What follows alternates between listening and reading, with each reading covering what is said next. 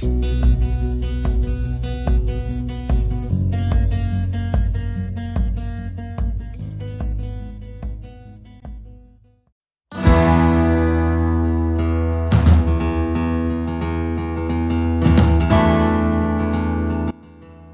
muchachos, vamos a continuar. El tema de hoy es la nómina. ¿Qué es la nómina? Documento en el cual se plasman los importes que se le van a pagar a todos los trabajadores, ¿sí? Por cuestión de su subordinación. Ahorita vamos a ver un poquito qué es la subordinación. Ahí se debe de plasmar todo lo que se le está pagando e inclusive todo lo que se le está descontando, muchachos. Pues patrones, para entender lo de la nómina, vamos a entender un poquito lo que dice la Ley Federal del Trabajo. Y pues repito, patrón es la persona física o moral que utiliza los servicios de uno o varios trabajadores. Y trabajador es la persona física que presta a otra persona física o moral un trabajo personal subordinado. Aquí hay una palabra clave, subordinado. ¿Qué quiere decir? Que se va a subordinar a un horario y a una tarea en específico, y a través de esa subordinación va a recibir una remuneración. Pues trabajo es en esencia es eso, ¿no? La actividad humana, intelectual o material, independientemente del grado de la técnica que tenga la persona, que bueno, eso va en función ya también del importe del salario, ¿sí, muchachos? Y la relación de trabajo, aquí es donde vuelve a aparecer esta palabra, ¿no? Subordinado. Es cuando a una persona se subordina a otra y a través de esa subordinación va a obtener un salario o una remuneración, muchachos. Y el salario es la retribución que debe pagar el patrón por el trabajo de ese trabajador. El artículo 81 de la Ley Federal del Trabajo, muchachos, aquí marca ciertos plazos para pagar esta nómina. Cuando el trabajo es físico, se debe de pagar semanalmente, y cuando es un poquito más relajado o intelectual, como le dicen, se puede pagar quincenalmente, muchachos, ¿sí? Alimentos y bebidas aplica para que este pago sea semanalmente, porque es un trabajo bastante físico. Y bueno, para hacer este pago, muchachos, pues vamos a echar mano de lo que es una nómina. Aquí les pongo un ejemplo de una nómina. Muchas empresas hacen el diseño de su propia nómina. Adelante, yo les pongo a consideración esta nómina. Debe de contener un encabezado. Y el encabezado está... En el encabezado está la fecha o el periodo que se le va a pagar a cada trabajador. ¿Sí, muchachos? Aquí vamos a poner como ejemplo que es del 15 de junio al 21 de junio del 2020. Deben de estar los datos de la empresa Cocina Pachita con su RFC y su registro patronal, su registro ante el Instituto Mexicano del Seguro Social. Hay que poner el nombre completo del trabajador tal y como viene en el acta de nacimiento. Aquí hay una cuestión por decir con las Marías, muchachos, que en el acta de nacimiento dice María y mucha gente lo abrevia. No, debe de ponerse tal y como viene en el acta de nacimiento. Su registro federal de contribuyentes, su CURP y muy importante su número de seguridad social, su número ante el Instituto Mexicano del Seguro Social. No aplica, muchachos, eso de que como estás a prueba no te doy seguro social, no aplica, ¿eh? Todo trabajador a prueba eventual, con base, como sea, debe de tener su registro ante el Seguro Social y el patrón debe de aportar lo que le corresponde ante el Seguro Social, muchachos. ¿Por qué? Porque se puede generar problemas muy serios, un capital constitutivo si el trabajador se accidenta, va al Seguro Social, sí lo atienden, pero al patrón le cobran carísimo esa atención que vendría siendo el capital constitutivo más multas y auditorías. Pero bueno, entonces todo trabajador debe de estar asegurado ante el Instituto Mexicano del Seguro Social. Hay que poner qué puesto desempeña y su horario. Este trabajador, aquí en el ejemplo que estamos manejando, es el que abre, ¿no? De 7 de la mañana a 3 de la tarde. Vámonos a la parte del salario. El salario semanal que este trabajador va a percibir son de 1,200 pesos semanales, pero hay que hacer siempre la aclaración. Estos 1,200 son antes o después de deducciones, ¿sí? Porque luego dicen 1,200, vienen las deducciones y no le parece al trabajador. Entonces por eso es importante especificar si es antes o después de deducciones. Ahora hay que sacar lo que es su salario diario. ¿Cómo lo vamos a sacar? Si es semanal, pues lo vamos a dividir entre 7 y su salario diario de este trabajador vendría siendo 171.43. ¿Y por qué entre 7? Pues porque son los 7 días de la semana. Este SDI, muchachos, es su salario diario integrado. ¿Y a qué me refiero con el salario diario integrado, muchachos? Es mediante un factor que se tiene que sacar con base a el aguinaldo, vacaciones, prima vacacional, todo lo que se le da como prestación al trabajador, se le tiene que hacer un prorrateo anual para que sea integrable ante el Instituto Mexicano del Seguro Social. Todas las prestaciones que se le paguen al trabajador se integran al salario y es con base para la cotización ante el Instituto Mexicano del Seguro Social. Como ejemplo, le vamos a poner aquí que el salario diario integrado lo sacamos de la siguiente forma, muchachos. El salario diario por el 1.0452, muchachos. Ese 1.0452 es un prorrateo de todas las prestaciones básicas que se le tiene que dar al trabajador. Vacaciones, prima vacacional, cuántos años lleva laborando. Entonces, como base siempre va a ser el 1.0452. Conforme vayan aumentando las prestaciones y vaya aumentando el tiempo que está laborando el trabajador, sube ese 1.0452. Pero de entrada, así lo vamos a manejar. 171.43 por el 1.0452 nos da como resultado 179.18. ¿Esto qué quiere decir? Que con base a este 179.18 se van a calcular todas las aportaciones ante el Instituto Mexicano del Seguro Social, muchachos. ¿Ok? Ahorita no lo tomamos en cuenta hasta que lleguemos aquí, a las deducciones del IMSS. ¿Qué sigue, muchachos? Pues sacar su salario por hora. ¿Y cómo lo vamos a hacer? Pues el salario diario entre 8. ¿Por qué entre 8? Porque se supone que es lo que debe de estar trabajando cada empleado al día, ¿ok?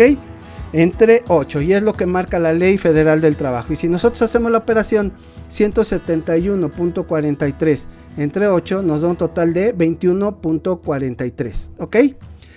Vamos a seguir ahora con lo que es el tiempo extra. El tiempo extra, muchachos, la Ley Federal del Trabajo nos dice que si una persona, vamos a hablarlo un poquito así no tan complicado como lo maneja la ley, ahí con sus 3 veces por semana, 3 horas, no más de 3 veces por semana, que crea mucha controversia. Nosotros nos vamos a ir un poquito más por lo más entendible, ¿sí?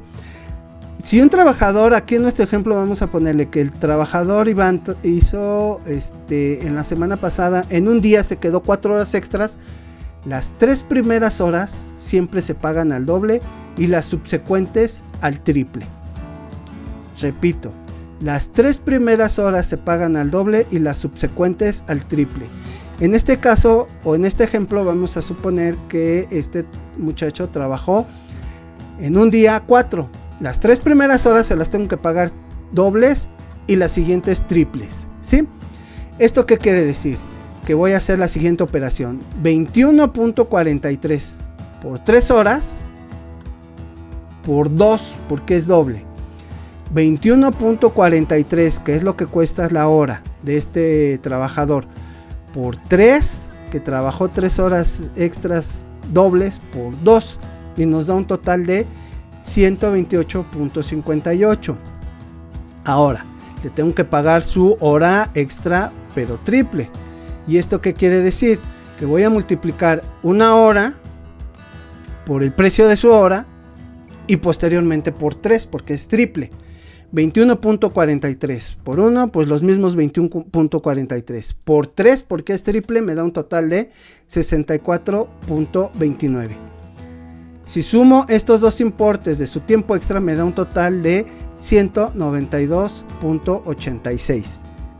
Sí, esto sería lo que yo tendría que pagarle de tiempo extra. Vámonos a lo que son las faltas, muchachos. Vamos a poner como ejemplo que esta persona laboró 5 días y tuvo una falta en la semana. esta persona pensaría que se le va a descontar estos 171.43, pero no. ¿Por qué? Porque hay que descontarle la parte proporcional del séptimo día más la parte proporcional de todas las prestaciones que se le puedan dar.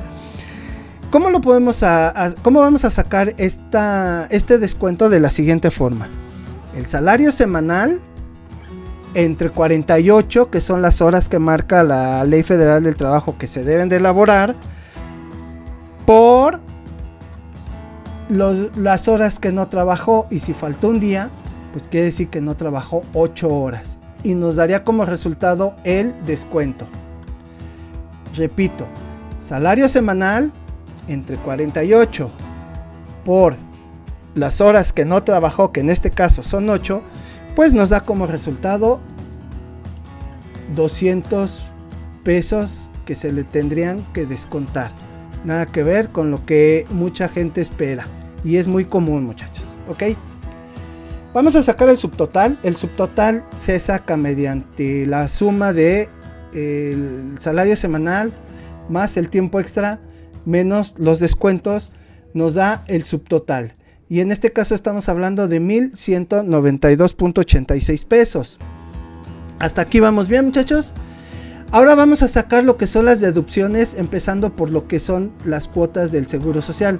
COP quiere decir cuotas obrero-patronales correspondientes a el Seguro Social.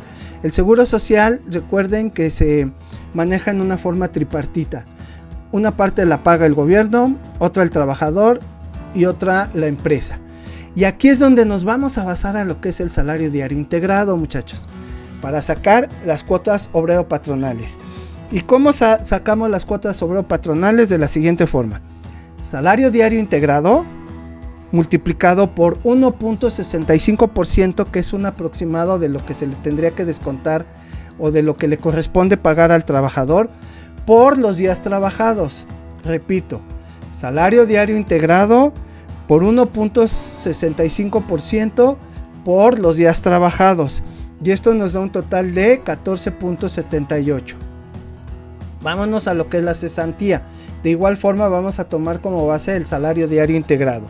Salario diario integrado multiplicado por 1.125 por los días trabajados. Esto quiere decir 179.18 por 1.125 por 5 nos da un total de 10.08.